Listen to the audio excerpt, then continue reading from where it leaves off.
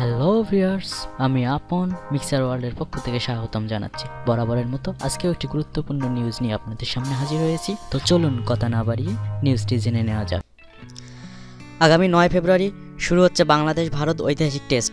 ভারতের মাটিতে প্রথমবারের মতো দ্বিপাক্ষিক সিরিজ খেলবে টাইগাররা। এদিকে সিরিজের একমাত্র টেস্টের জন্য দল ঘোষণা করেছে বাংলাদেশ ক্রিকেট বোর্ড বিসিবি। দলে ফিরেছেন উইকেটরক্ষক ব্যাটসম্যান লিটন কুমার দাস। নিউজিল্যান্ডের বিপক্ষে দ্বিতীয় টেস্টে ইনজুরির কারণে না খেলা বাংলাদেশ অধিনায়ক মুশফিক, টেস্ট স্পেশালিস্ট মমিনুল হক এবং ওপেনার ইমরুল কায়েসকে রাখা হয়েছে এই দলে। দলের অধিনায়কত্ব করবেন মুশফিকুর রহিম, তামিম ইকবাল তার ডেপুটি। এদিকে নিউজিল্যান্ড সফরে দল থেকে বাদ পড়েছেন পেসার রুবেল হোসেন, তার জায়গায় নেওয়া হয়েছে শাফিউল ইসলামকে।